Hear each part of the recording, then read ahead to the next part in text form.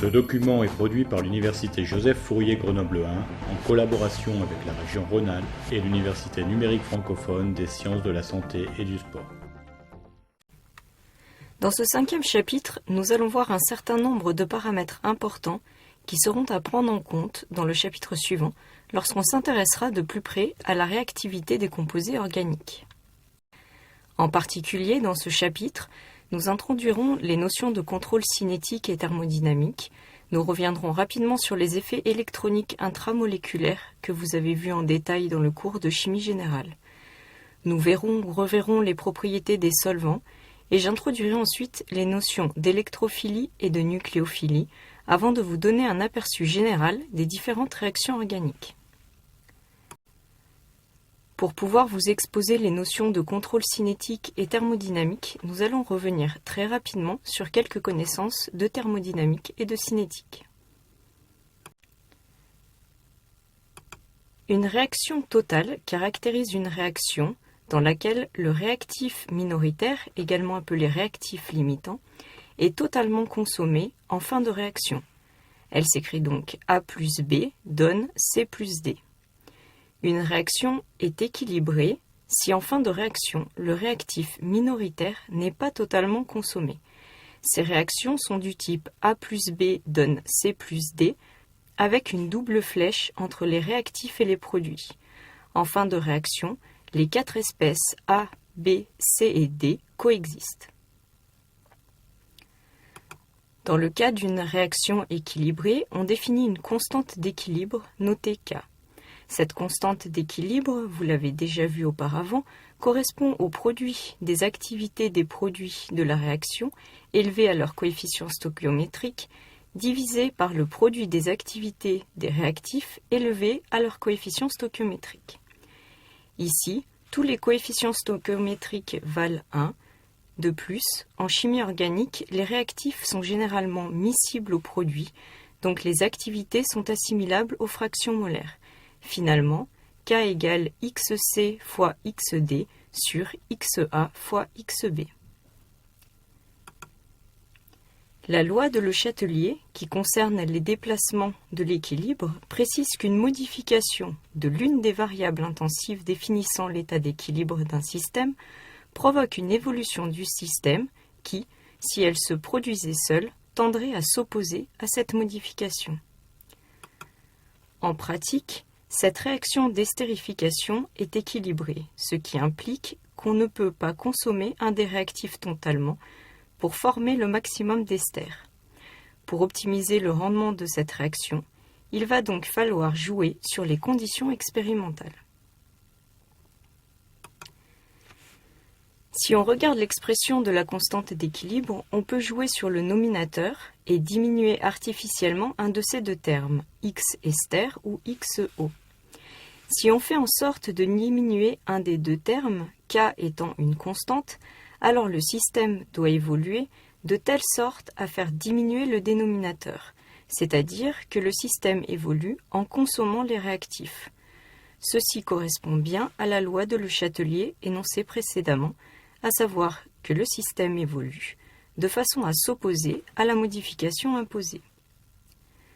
On peut envisager deux possibilités pour diminuer artificiellement le nominateur. On peut par exemple éliminer l'ester formé par distillation et le récupérer dans un Erlenmeyer. Vous pouvez voir ceci sur le montage de votre droite. Mais on peut également éliminer l'eau, non pas par un procédé physique comme dans le cas de la distillation, mais par un procédé par exemple chimique, c'est-à-dire ici par protonation. Dans ces deux cas, vous pouvez analyser ce phénomène d'une autre façon.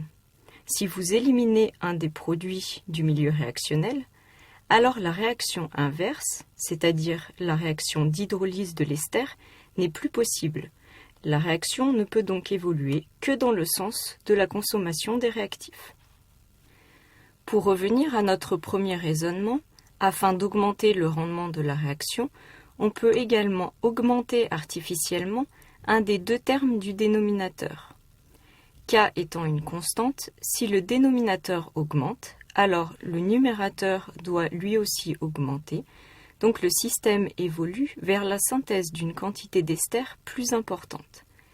Expérimentalement, pour déplacer un équilibre vers les produits attendus, on met un des réactifs en excès. Généralement, on choisit le réactif qui est le moins cher ou qui est le plus accessible. Nous allons maintenant nous intéresser aux aspects cinétiques d'une réaction chimique et en particulier au profil énergétique réactionnel. Les équations bilan du type réactif donne produit correspondent au bilan macroscopique d'une réaction. En réalité, au niveau microscopique, une réaction chimique se décompose en une succession d'actes élémentaires qui font apparaître des intermédiaires réactionnels, c'est-à-dire des espèces parfois isolables mais très réactives et qui ne figurent pas dans l'équation bilan.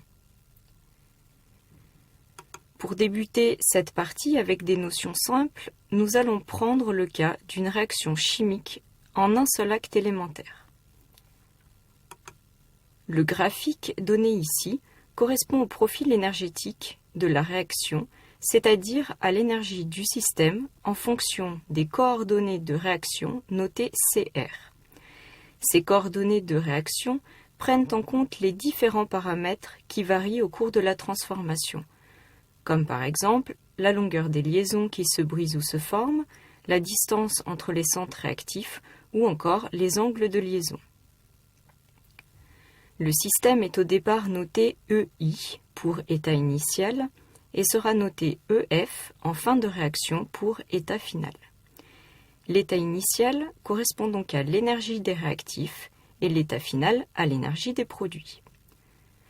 Pour passer de l'état initial à l'état final, il faut fournir de l'énergie au système, une quantité d'énergie qui doit être équivalente à l'énergie d'activation notée EA. Au maximum d'énergie, le système passe par un état appelé état de transition ou complexe activé, qu'on ne peut isoler et qui, le plus souvent, n'est pas détectable. À ce niveau, le système possède une structure instable par rapport aux réactifs et aux produits. Dans le cas présenté ici, l'état final est plus stable que l'état initial et l'énergie de la réaction est signalée par une flèche verte. Le cas où une réaction se déroule en un seul acte élémentaire est assez rare. Nous allons donc compliquer le raisonnement et passer au cas où une réaction se déroule en deux actes élémentaires. L'équation bilan de la réaction est toujours la même. Les réactifs donnent les produits. Cependant, cette réaction complexe, constituée par deux processus élémentaires, peut s'écrire réactif donne intermédiaire réactionnel, puis intermédiaire réactionnel donne produit.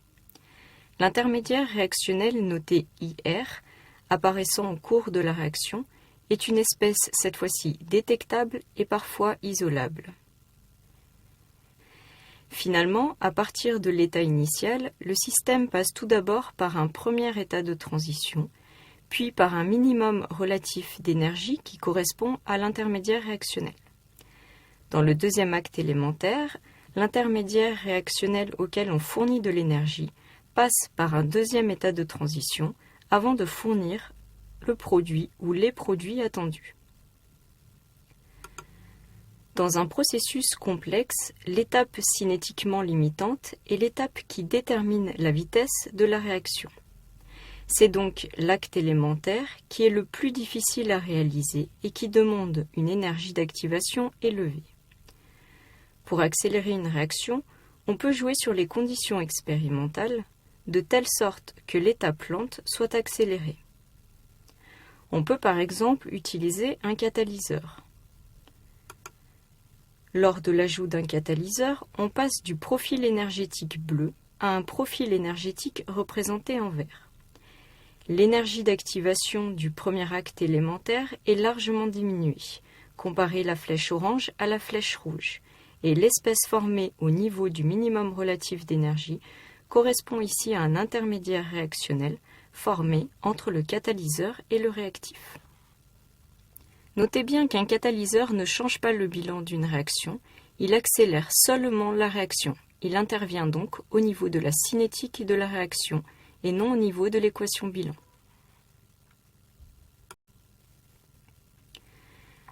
Maintenant que nous avons revu quelques points de thermodynamique et de cinétique, nous allons pouvoir aborder le problème du contrôle thermodynamique et du contrôle cinétique. On s'intéresse au cas où deux actes élémentaires sont en compétition. A peut être en équilibre avec B selon la réaction 1 et A peut également être en équilibre avec C selon la réaction 2. Une réaction est sous contrôle thermodynamique lorsque le produit dominant à l'équilibre est le produit le plus stable. Le fait que l'on se situe à l'équilibre présuppose que l'on ait attendu un temps très long pour que cet équilibre soit établi. Une réaction est dite sous contrôle cinétique lorsque le produit dominant à un instant T est celui qui se forme le plus rapidement, autrement dit, celui qui nécessite l'énergie d'activation la plus faible pour se former. Ce premier graphique présente une situation possible de profil énergétique pour passer de A à C, courbe bleue, et pour passer de A à B, la courbe rouge. Le produit thermodynamique est le produit le plus stable parmi les différents produits qui peuvent être formés. Ici, il s'agit donc du produit B. Le produit cinétique est le produit qui nécessite le minimum d'énergie pour être formé. Ici, il s'agit également du produit B, puisque l'énergie d'activation EA1 est inférieure à l'énergie d'activation EA2. Voici un autre cas de figure. Dans ce nouveau graphique, le produit thermodynamique est toujours le produit B, puisque c'est le produit le plus stable. Par contre, cette fois-ci, le produit cinétique est le produit C, qui nécessite une énergie d'activation plus faible dans la formation de l'état de transition correspondant. Expérimentalement, il est possible de faire varier différents paramètres pour orienter la réaction vers le produit désiré. Par exemple, pour favoriser l'obtention du produit thermodynamique dans le cas d'une compétition, on peut travailler à température élevée ou attendre un temps long avant de stopper une réaction. Dans le cas contraire, c'est-à-dire si l'on souhaite cette fois-ci favoriser la formation du produit cinétique, on travaillera à température basse. La réaction sera stoppée plus rapidement. On pourra également utiliser un catalyseur sélectif qui permettra d'abaisser encore plus l'énergie d'activation de la réaction, et donc de différencier de manière encore plus importante les énergies d'activation EA1 et EA2 présentées sur les graphiques de la diapositive précédente. Le solvant peut également avoir un rôle dans la différenciation contrôle cinétique, contrôle thermodynamique. Un deuxième paramètre important en termes de réactivité concerne les effets électroniques intramoléculaires. Les effets inductifs et mésomères sont en effet à la base de la réactivité des composés organiques. Les effets inductifs résultent de la déformation d'un nuage électronique, sigma ou pi, sous l'effet d'une différence d'électronégativité. Il s'agit donc d'un phénomène électrostatique. Le sens de cet effet inductif est apprécié par rapport à la polarisation produite par l'atome d'hydrogène sur la liaison covalente. Les atomes ou groupements attracteurs, c'est-à-dire plus attracteurs que l'hydrogène, exercent donc un effet moins I. Les atomes ou groupements donneurs, c'est-à-dire cette fois-ci moins attracteurs que l'hydrogène, exercent donc un effet plus I. Il faut savoir que l'effet inductif se propage le long d'une chaîne carbonée, mais qu'il s'affaiblit rapidement. Finalement, la propagation s'étend à 2-3 carbones maximum de la source de l'effet, sauf si une liaison pi assure une sorte de relais de transmission. Dans le premier exemple, l'effet inductif attracteur du chlore est très important sur la liaison carbone-chlore, toujours non négligeable sur la liaison suivante carbone-carbone, mais ensuite il reste faible. Dans le deuxième cas, puisqu'il existe une liaison pi dans le système, l'effet inductif du chlore se prolonge jusqu'à l'autre extrémité de la molécule présentée ici. Ceci résulte du fait que les électrons pi sont plus polarisables que les électrons sigma. Concernant les caractéristiques des effets inductifs, vous savez qu'ils se cumulent, mais également qu'ils sont beaucoup plus importants sur les espèces chargées que sur les espèces neutres. Ainsi, dans le cas où un carbone chargé positivement est lié à un atome ayant un effet inductif donneur, la charge positive sera partiellement compensée. A aura donc un effet stabilisant. Si cette fois-ci, le carbone chargé positivement est lié à un élément ayant un effet inductif attracteur, alors la charge positive sera déstabilisée. Un dernier exemple, si le carbone maintenant chargé négativement est lié à un élément présentant un effet inductif attracteur, alors la charge présente sur ce carbone sera stabilisée.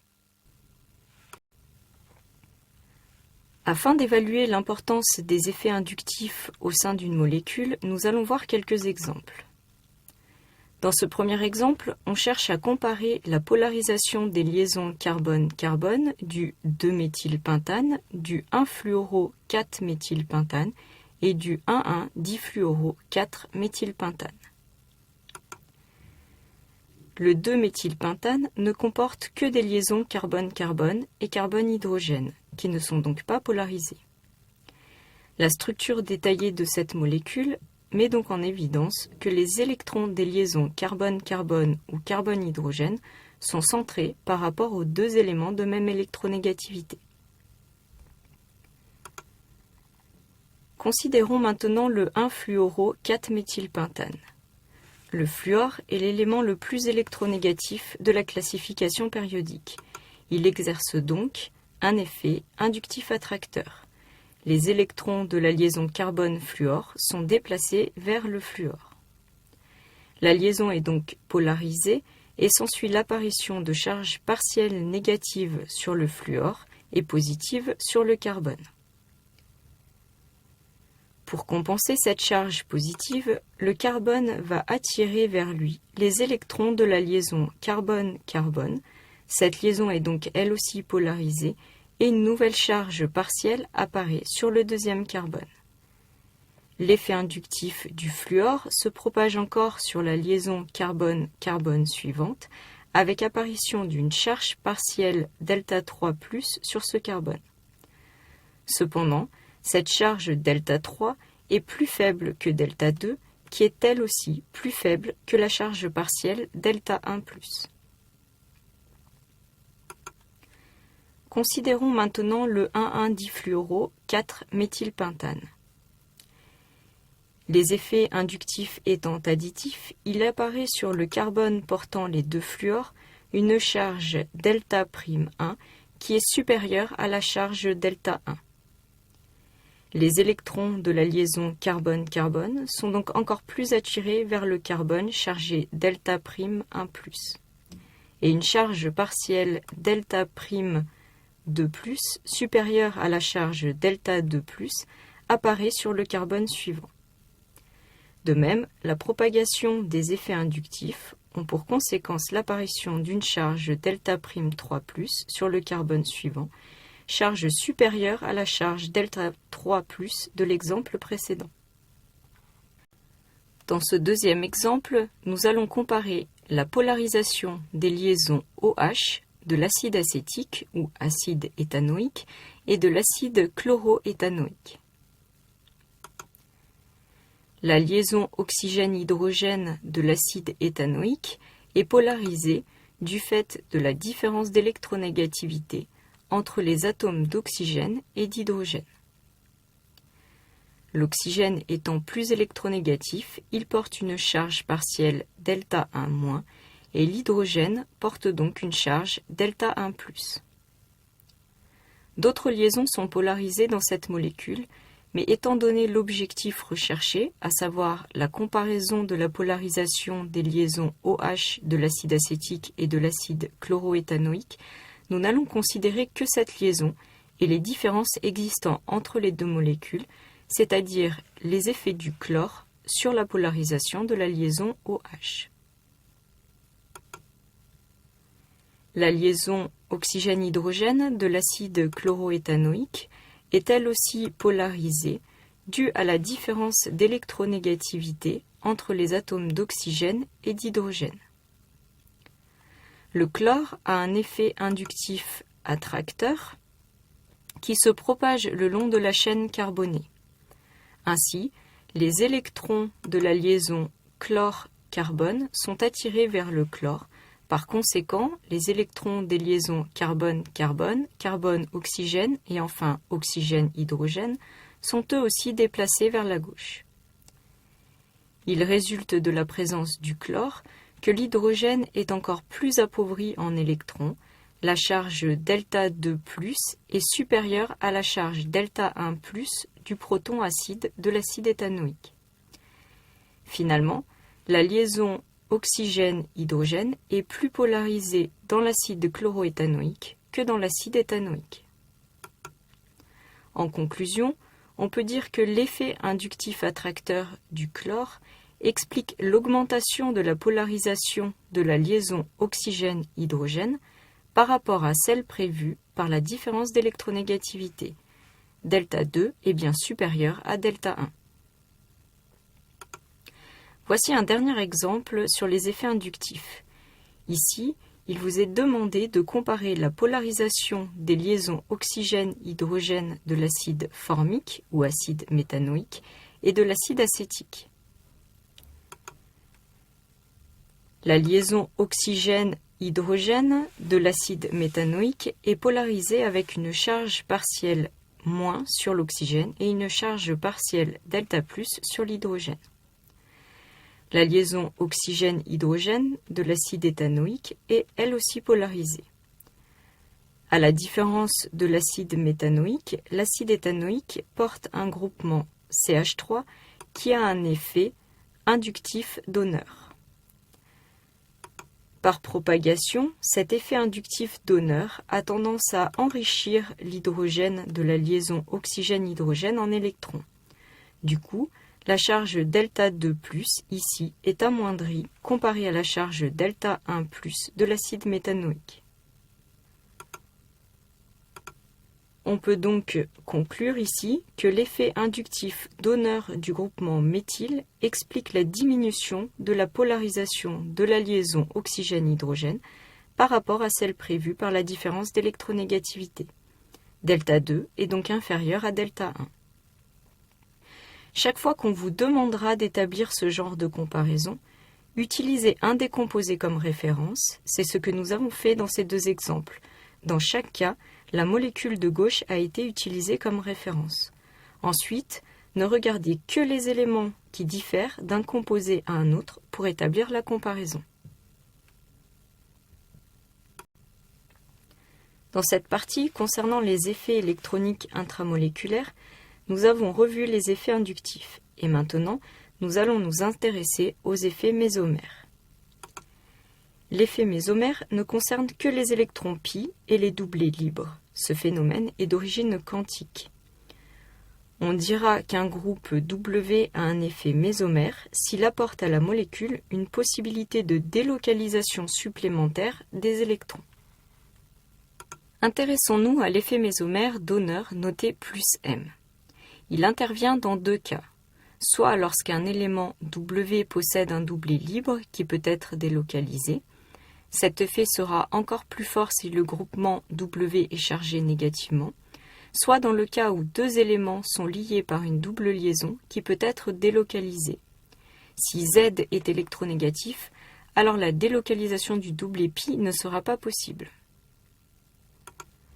Les halogènes, les groupements OR, NH2 ou O- ont un effet mésomère donneur. Par exemple, le doublet libre de l'azote lié au benzène peut être délocalisé par effet mésomère. On obtient successivement ces différentes formes et finalement l'hybride de résonance représenté ici fait apparaître une charge Δ+ sur l'azote et trois charges Δ'- répartis sur 3 carbones du cycle. L'effet mésomère attracteur sera noté -M. Si Z est très électronégatif, alors il va attirer à lui les électrons de la liaison π. Ces électrons seront donc délocalisés par effet mésomère. Les groupements C double liaison O, C double liaison N, C triple liaison N, N double liaison O auront donc un effet mésomère attracteur. Par exemple, le carbonyle de l'acide benzoïque exerce un effet mésomère attracteur qui est à l'origine des différentes formes mésomères de la molécule. L'hybride de résonance représenté ici fait apparaître une charge delta- sur l'oxygène et 3 charges delta' réparties sur 3 carbones du cycle aromatique. Dans l'exemple qui va vous être présenté, on cherche à comparer la polarisation des liaisons oxygène-hydrogène du propane-1-ol et du phénol. La liaison oxygène-hydrogène du propane-1-ol est polarisée du fait de la différence d'électronégativité entre les deux éléments oxygène et hydrogène. L'hydrogène porte donc une charge partielle delta1+, et l'oxygène une charge delta1-. La liaison carbone-oxygène est elle aussi polarisée. Le carbone porte une charge partielle delta2+, et l'oxygène porte finalement une charge delta2- plus delta1-. Si on regarde maintenant la molécule de phénol, la même polarisation existe au niveau de la liaison oxygène-hydrogène. L'hydrogène est chargé delta'1+, et l'oxygène delta'1-. Du fait de la polarisation de la liaison carbone-oxygène, à cette première charge partielle présente sur l'oxygène s'ajoute une deuxième charge partielle, delta'2-. Le carbone est lui chargé delta'2+. En outre, le doublet libre de l'oxygène, porté par le cycle aromatique, peut être délocalisé, comme ceci est représenté par cet ensemble des formes mésomères. Les 3 formes sur fond bordeaux font apparaître une charge positive sur l'oxygène et une charge négative sur un carbone du cycle aromatique. Ce sont ces formules mésomères qui font apparaître une charge positive sur l'oxygène qui expliquent une augmentation de la polarisation de la liaison oxygène-hydrogène par rapport à celle prévue par la différence d'électronégativité. En effet, l'oxygène chargé positif est encore plus avide d'électrons et va d'autant plus attirer les électrons des liaisons voisines à lui. Finalement, delta'1 sera supérieur à delta'1. Nous avons vu de manière indépendante les effets inductifs et les effets mésomères. Cependant, lorsqu'on voudra comparer la réactivité ou la stabilité de deux composés, il faudra prendre en compte ces deux paramètres de façon simultanée. Dans certains cas, les effets inductifs et mésomères seront contraires.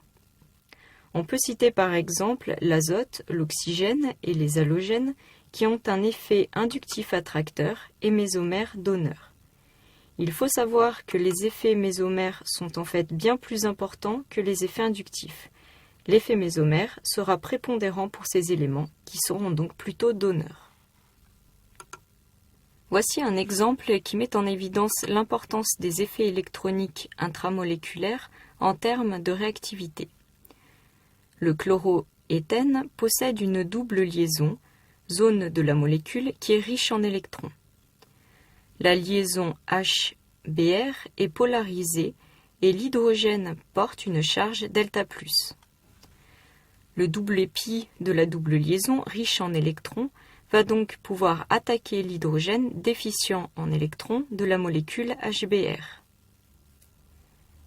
Cet hydrogène, noté en rouge, va pouvoir se fixer sur le carbone 1 du chloroéthène. Il s'ensuit une apparition de charge positive sur le carbone 2.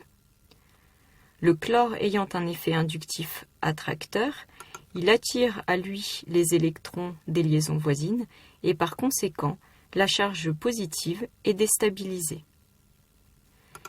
L'hydrogène en rouge peut également se fixer sur le carbone 2 du chloroéthylène. Dans ce cas, c'est alors le carbone 1 qui porte une charge positive. Cette fois-ci, le chlore, par ses effets inductifs attracteurs, est encore plus déstabilisant pour cette charge positive, puisqu'il est encore plus proche de la charge. Cependant, le chlore a également un effet mésomère donneur. La molécule du bas existe donc sous deux formes mésomères, la deuxième forme étant celle où la charge positive est portée par le chlore. La charge positive est donc étalée et la molécule stabilisée. Cet intermédiaire réactionnel aboutit au produit majoritaire expérimentalement. Le produit majoritaire se forme donc à partir du carbocation, c'est-à-dire du carbone chargé positivement, le plus stable. Un facteur très important à prendre en compte pour évaluer la réactivité des composés organiques est le solvant. Afin de connaître l'influence qu'il peut avoir sur une réaction, nous allons étudier quelques-unes de ses propriétés. Un des premiers rôles du solvant sera de dissocier un soluté. Une solution étant un mélange homogène de deux ou plusieurs substances, on appelle solvant l'espèce qui est largement prédominante et soluté les composés minoritaires. Le solvant joue deux rôles principaux dans la dissolution d'un soluté. Lorsqu'on souhaite dissoudre une molécule polaire, le solvant va tout d'abord favoriser l'ionisation de cette molécule polaire, notée AB, pour donner une paire d'ions solvatés que l'on note A+, B- entre crochets avec le petit S en indice qui signifie que cette paire d'ions est solvatée. En effet, si le solvant S possède un moment dipolaire permanent μS, il va créer un champ électrique qui accentue la polarisation de la liaison AB jusqu'à sa rupture ionique. Finalement, le caractère ionisant d'un solvant augmente avec son moment dipolaire permanent μS. Dans un deuxième temps, le solvant va être à l'origine de la dissociation ou dispersion de cette paire d'ions. On aboutit alors à deux espèces de charges opposées solvatées, A+ d'une part et B- d'autre part. Puisque la force d'attraction électrostatique qui fait intervenir le facteur 1 sur 4π epsilon 0 epsilon r dans son expression est inversement proportionnelle à la constante diélectrique epsilon r du solvant, alors plus cette force sera faible et plus il sera aisé de séparer la paire d'ions. Finalement, on en conclut que le caractère dissociant ou dispersant d'un solvant augmente avec sa constante diélectrique epsilon r. En pratique, si epsilon r est inférieur à 15, on parlera de solvant peu dissociant. Par contre, si epsilon r est supérieur à 40, le solvant sera dit très dissociant. Une petite remarque à ce niveau, les ions formés sont entourés par un certain nombre de molécules de solvant. C'est ce phénomène de solvatation qui explique la stabilité d'un système d'ions restant séparés malgré les forces d'attraction électronique. Le solvant joue un rôle au niveau de la dissociation d'un soluté, mais également au niveau de la solvatation. La solvatation est l'association entre le soluté, qui peut être ionique ou sous forme moléculaire, et les molécules de solvant. Il existe différentes forces de liaison qui assurent l'association soluté-solvant. Ce sont les forces intermoléculaires que vous avez vues en chimie générale. Je reviens tout de même très rapidement sur ces notions. On peut citer les interactions électrostatiques, qui sont des interactions de faible énergie, de 1 à 10 kJ par mol, et les liaisons hydrogènes qui sont un peu plus fortes, de 20 à 30 kJ par mol.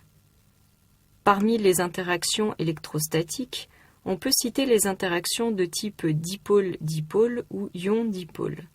Dans le premier cas, il s'agit de forces intermoléculaires où les dipôles peuvent être permanents lorsque les molécules sont polaires ou induits lorsque les molécules sont polarisables. Ces interactions interviennent en fait lors de la solvatation par un solvant polaire de composés moléculaires. C'est le cas le plus couramment en chimie organique. Les interactions de type ion-dipôle interviennent lors de la solvatation d'espèces ioniques par un solvant polaire. Ceci est dû au fait que les dipôles du solvant s'orientent autour des ions et créent ainsi un champ électrique. Les liaisons hydrogènes jouent un rôle fondamental dans la solvatation. Un solvant capable de solvater une espèce chimique par liaison hydrogène est un solvant protique.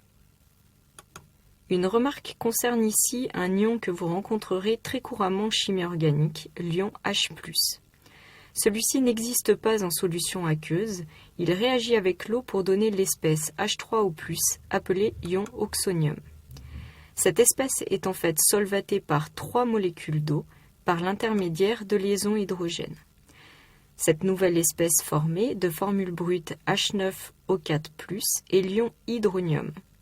On notera en général ce composé H3O+ aqueux pour signifier que les ions H3O+ sont solvatés en milieu aqueux, ou tout simplement H3O+, si on omet la précision de solvatation.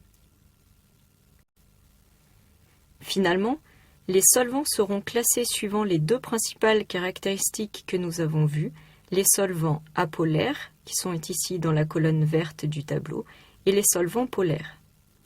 Parmi les solvants polaires, on retrouvera les solvants aprotiques, qui ne peuvent pas solvater un composé par liaison hydrogène, et les solvants protiques, qui sont capables de solvater une espèce chimique par liaison hydrogène. Dans ce tableau, vous trouverez les solvants les plus couramment utilisés en chimie organique. Je vous laisse le lire. Maintenant, on peut se demander quels sont les critères à considérer lorsqu'on veut choisir un solvant pour une réaction donnée. Il faut en fait tenir compte de 2 critères principaux. Tout d'abord, on s'intéresse aux températures de changement d'état, puisque le solvant choisi doit être sous forme liquide à la température où la réaction est effectuée. De plus, pour faciliter le traitement et donc l'élimination du solvant, on souhaite que sa température d'ébullition soit relativement faible pour pouvoir être évaporé facilement. Le deuxième critère à prendre en compte est fondamental. On doit évaluer l'influence du solvant sur le mécanisme de la réaction. En effet, le solvant doit pouvoir favoriser la cinétique de la réaction. Un solvant peut en effet stabiliser de façon plus ou moins importante les espèces intervenant dans l'étape cinétiquement déterminante ou limitante. Soit l'étape cinétiquement déterminante R en équilibre avec l'état de transition. Pour évaluer l'effet du solvant sur la constante de vitesse, il faut comparer l'effet du solvant sur la stabilité des réactifs et de l'état de transition. En fait, un solvant apolaire aprotique défavorisera les processus faisant apparaître des charges, puisque ce type de solvant, plus adapté à la solvatation de composés apolaires, stabilisera plus les réactifs que l'état de transition. A l'inverse, un solvant apolaire aprotique favorisera les processus faisant disparaître des charges. En effet, dans ce cas-là, la stabilisation de l'état de transition sera plus importante que celle des réactifs. Un solvant protique ou aprotique polaire favorisera, lui, les processus faisant apparaître des charges, puisqu'alors la stabilisation de l'état de transition chargé sera plus importante que celle des réactifs apolaires. A l'inverse, il défavorisera les processus faisant disparaître des charges. Nous allons maintenant aborder les notions d'électrophilie et de nucléophilie. Commençons par les électrophiles. Un électrophile, qui signifie littéralement « qui aime les électrons », est un composé comportant un site déficient en électrons. Ces espèces seront donc susceptibles d'accepter une paire d'électrons. On peut citer parmi les électrophiles les ions positifs, tels que ceux représentés ici avec une case quantique vide, les composés neutres qui possèdent une orbitale vacante, ou encore des composés acides déficitaires en électrons, c'est-à-dire des composés dans lesquels la différence d'électronégativité entre 2 éléments fait apparaître une charge partielle positive sur un des éléments de la molécule. On passe maintenant au nucléophile. Un nucléophile est un composé comportant un site riche en électrons. En effet, cette espèce nucléophile aiment les noyaux, c'est-à-dire les charges positives. Les nucléophiles seront donc susceptibles de réagir avec des sites déficients en électrons, c'est-à-dire avec des électrophiles. Voici quelques exemples de nucléophiles. Les ions négatifs qui portent des doublés libres, les composés neutres avec au moins un doublet libre ou un doublet pi, c'est-à-dire riche en électrons, et enfin les composés acides riches en électrons grâce à une polarisation des liaisons faisant apparaître des charges partielles négatives, ici sur les atomes de carbone. Notez bien que les termes nucléophile et électrophile sont employés pour qualifier soit une molécule entière, soit un atome ou groupement spécifique au sein de la molécule. La nucléophilie d'un composé dépend en particulier de sa structure. Soit A+, un électrophile possédant une orbitale vacante, et B-, un nucléophile possédant un doublet libre. Le doublet libre va pouvoir attaquer l'orbitale vacante pour former la molécule polaire AB. Remarquez que la flèche rouge part de la partie riche en électrons pour aller vers la partie déficiente en électrons. Toutes les flèches mécanistiques seront écrites de cette façon-ci. L'équation bilan présentée ici correspond à la réaction d'un électrophile avec un nucléophile, mais correspond également à la réaction d'un acide de Lewis avec une base de Lewis. La comparaison du caractère basique de deux espèces s'appuie sur des données thermodynamiques. Ici, le classement de la nucléophilie s'appuie sur des données cinétiques, c'est-à-dire liées à la comparaison des constantes de vitesse. Au niveau des relations structure-nucléophilie, la nucléophilie augmente avec la charge, négative puisque les nucléophiles sont des composés riches en électrons. Ainsi, HO- est plus nucléophile que H2O. N'oubliez pas l'existence de doublets libres sur l'oxygène, même s'ils ne sont pas représentés ici. La nucléophilie augmente quand l'électronégativité de l'atome porteur du doublet diminue.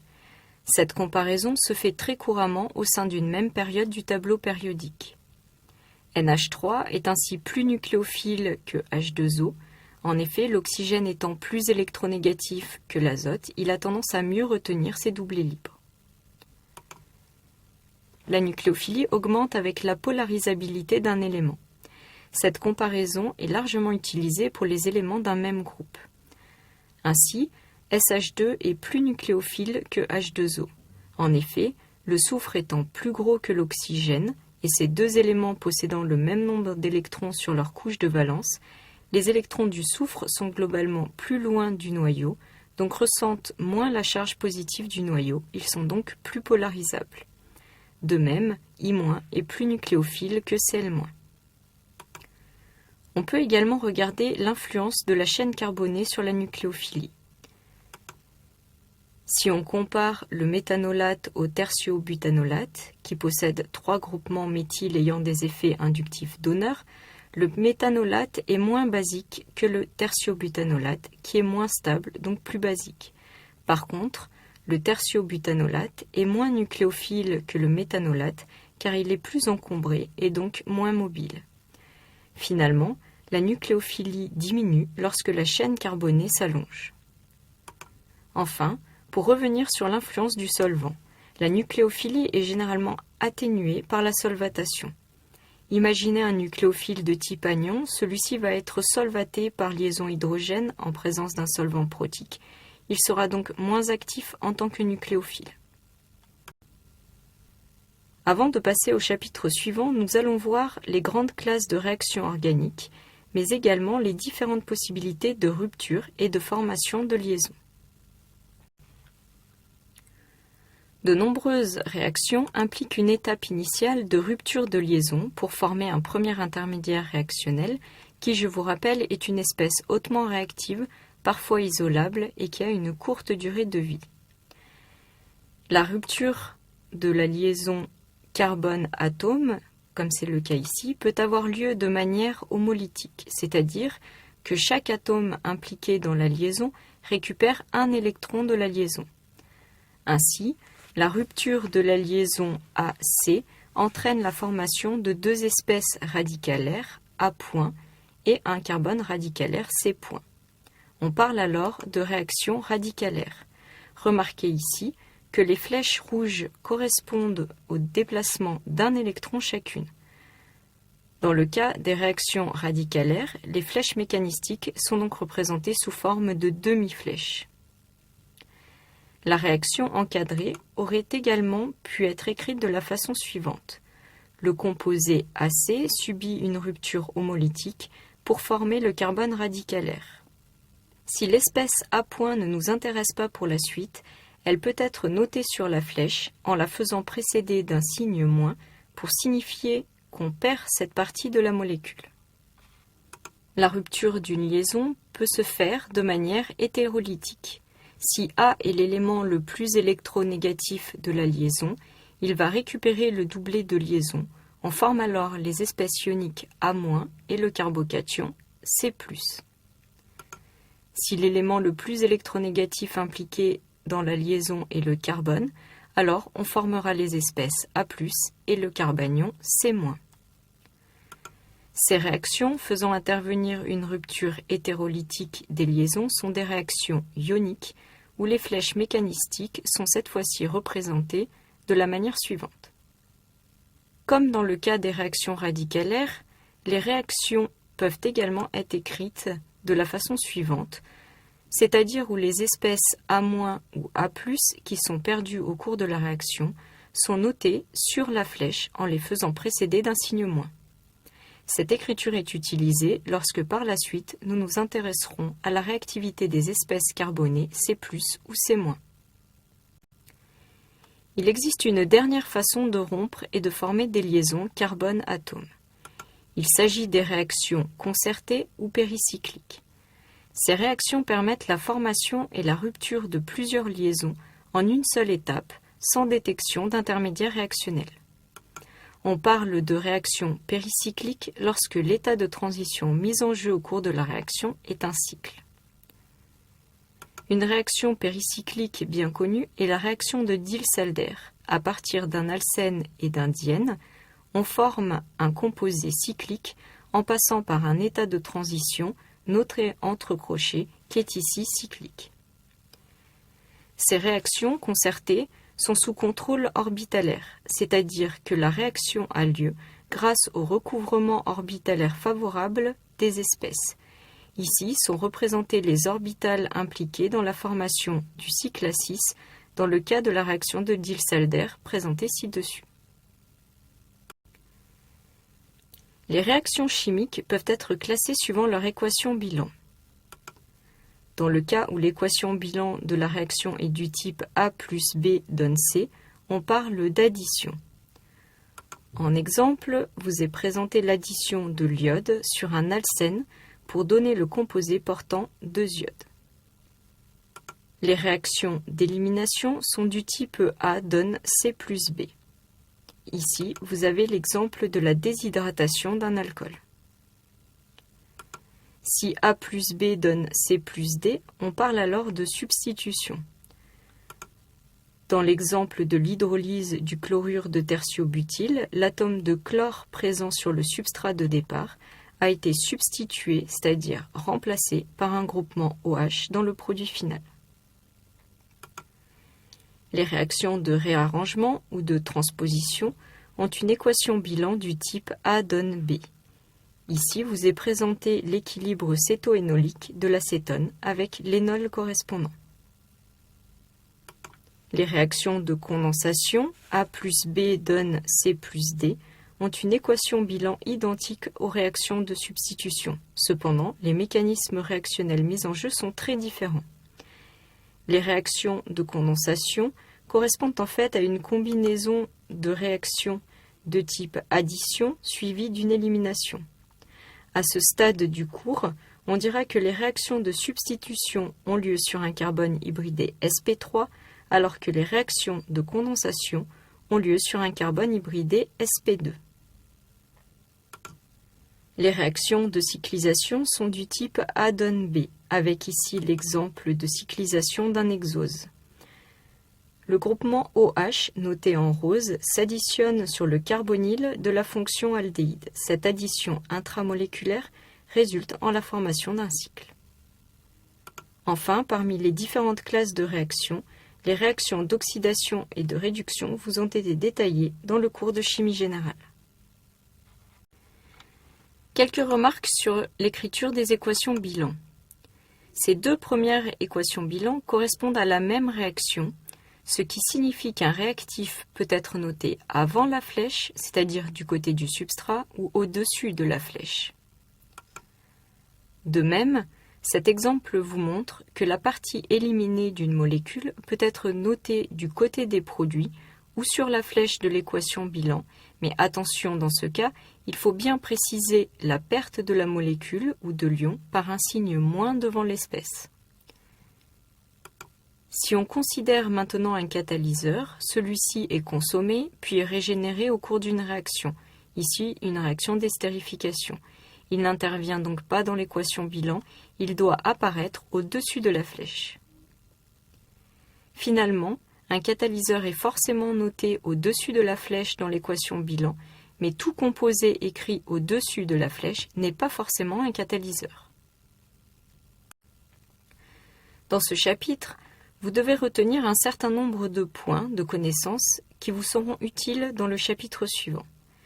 Concernant le contrôle cinétique et thermodynamique, vous devez savoir que les conditions opératoires d'une réaction peuvent influencer, favoriser l'obtention d'un composé par rapport à un autre. Les effets électroniques intramoléculaires conditionnent très fortement la réactivité des molécules. Vous devez donc être capable de définir et d'identifier les effets mésomères et inductifs dans une molécule. Le rôle du solvant peut être très important en termes de réactivité, c'est pour cela que vous devez savoir si un solvant donné est polaire ou apolaire, protique ou aprotique. La maîtrise des notions d'électrophilie et de nucléophilie est indispensable pour aborder la réactivité des composés. Vous devez donc savoir identifier les sites électrophiles et nucléophiles de composés, mais également savoir comparer la nucléophilie de deux composés. Enfin, nous avons vu quelques classes de réactions organiques et l'écriture des équations bilan correspondant à ces types de réactions. Certaines de ces réactions seront détaillées dans le chapitre suivant. Je vous propose dans les diapositives suivantes quelques exercices simples d'application directe du cours pour vous permettre de tester votre compréhension de ce chapitre.